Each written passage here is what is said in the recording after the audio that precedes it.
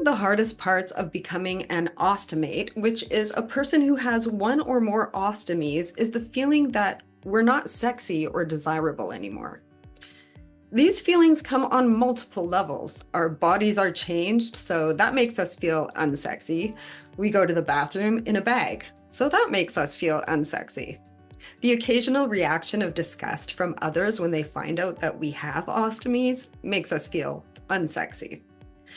There are unpleasant details involved in having an ostomy, like emptying and changing our bags. That makes us feel unsexy. The bag bulges out and is difficult to hide under clothes, so that makes us feel unsexy. I could go on, and ostomates know what I'm talking about. The ballooning, the ostomy fart noises that can happen in public, the idea of wearing a bathing suit on the beach. These are all things that contribute to feelings of undesirability and unsexiness.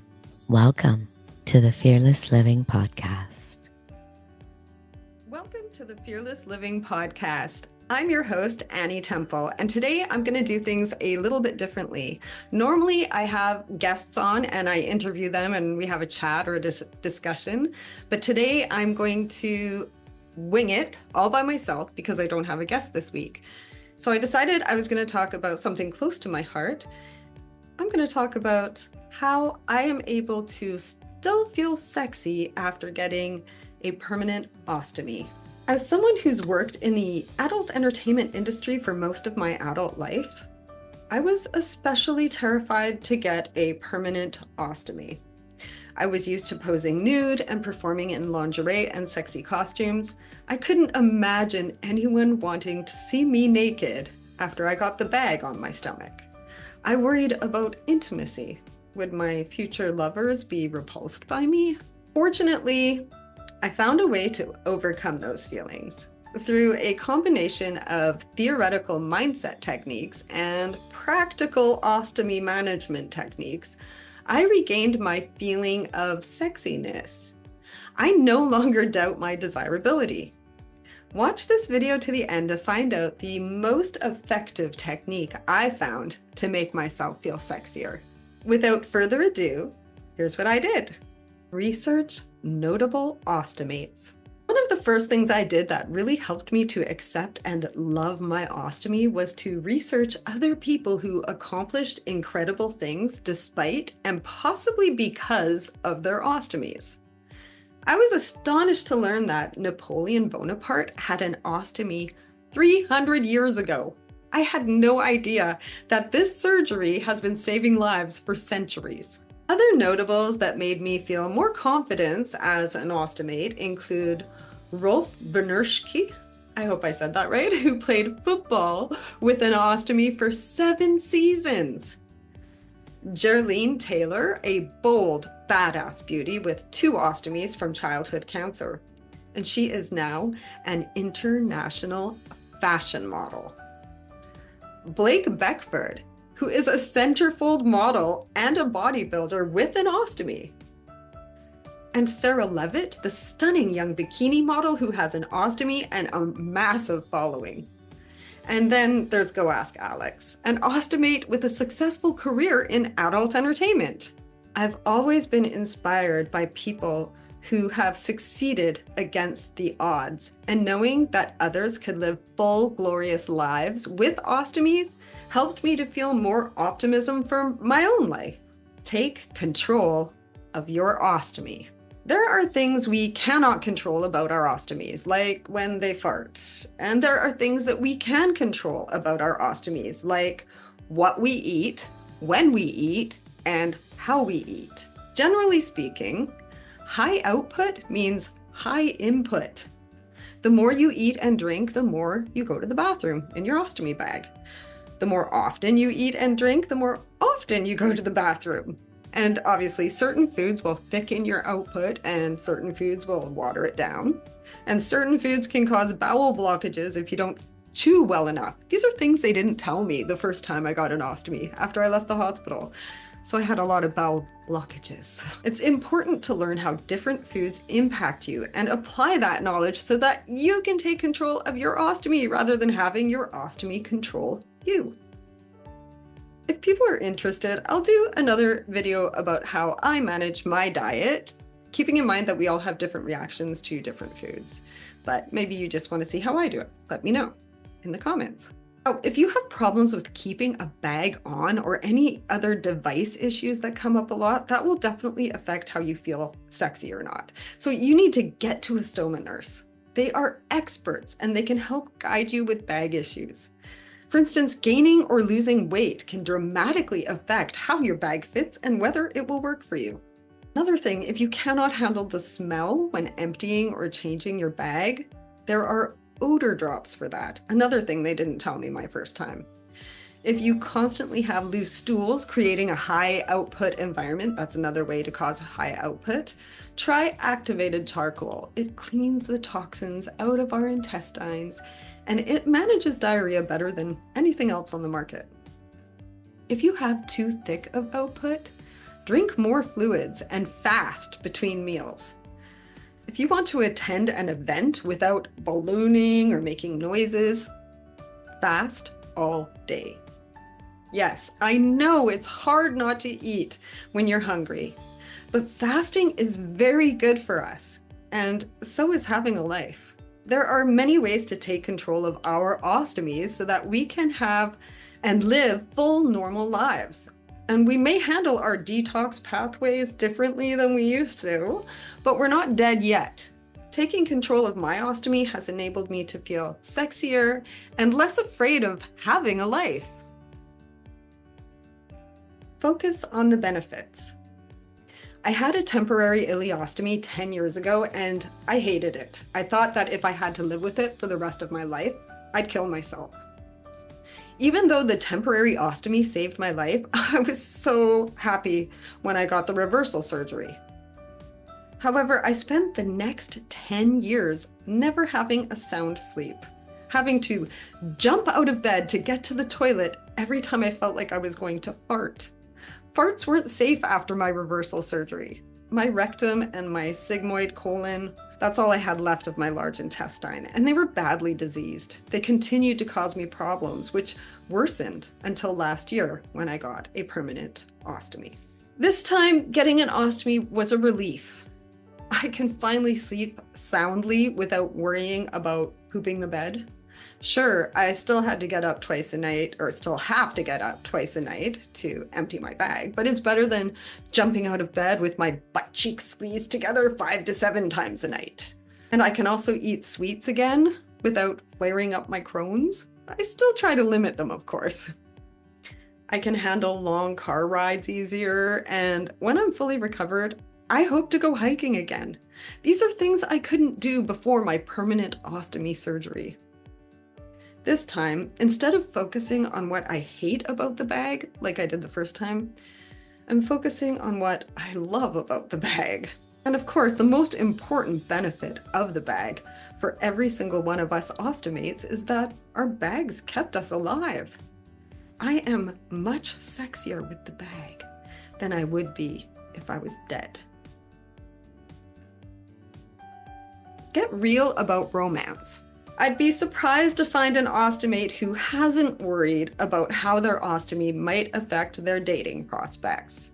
In an ostomy support group that I belong to, I often see people saying that they don't feel desirable anymore, or that they can't imagine anyone wanting to be with a person with a shit bag. I said it to myself 10 years ago. But the actual reality is, most people don't give a shit about our ostomies. Pun intended. Not only do they not care about our ostomies, but they find us desirable despite them. How do I know this, you may ask? I know this because as an intimacy specialist, my clients have continued to pay for my services as though nothing has changed. They are sometimes curious about my ostomy and I answer their questions happily, but they're never repulsed by me. I keep my bag under my sexy clothing, but it's there making crinkling noises as I give a massage, and no one seems to mind.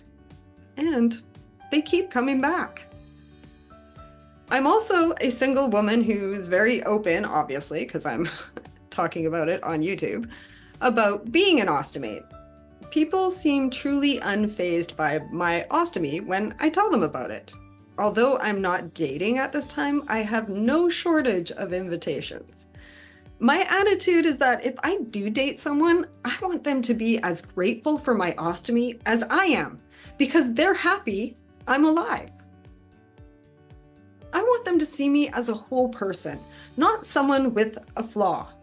I'm not damaged, I'm only different. That's true for all people. We are all whole the way we are, every single one of us, ostomate or not. I was able to get real about romance when I understood that people aren't as shallow as I thought they were.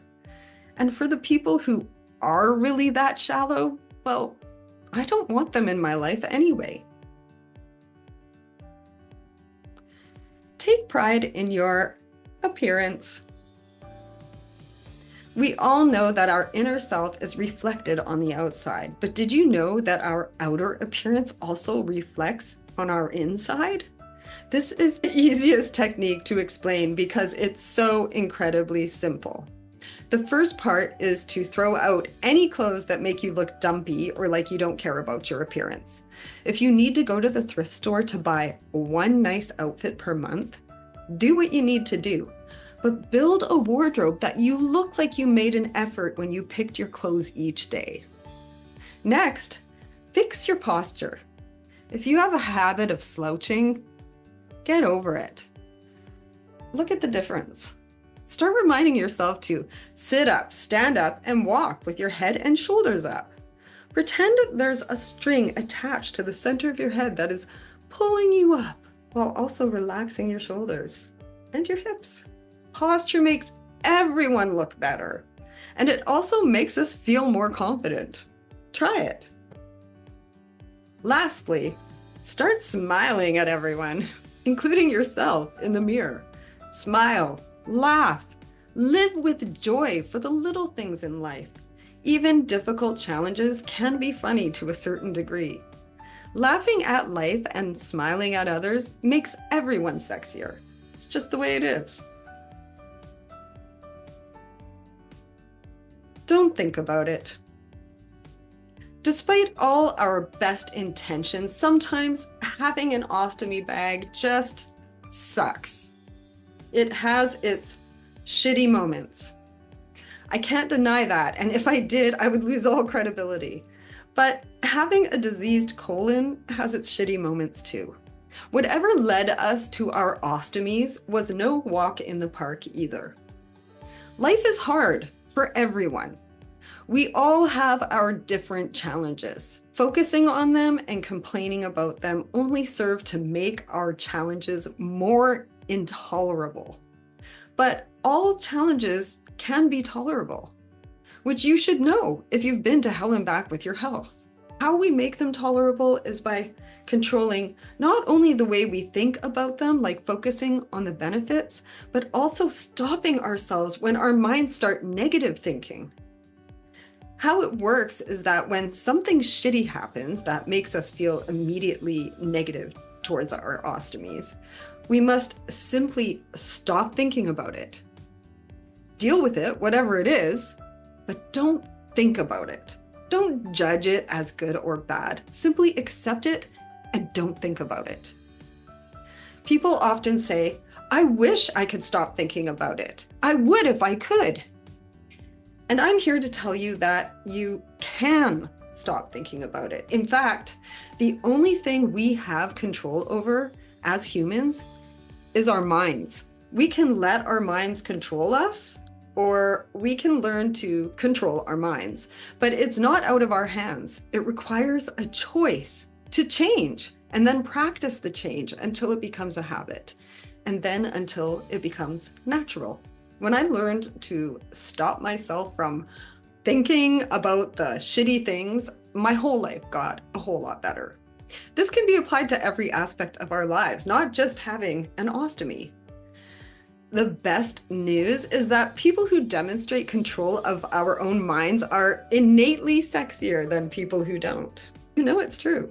And finally, visualize. The absolutely most powerful thing that I did to help me feel sexy with an ostomy is something called visualization.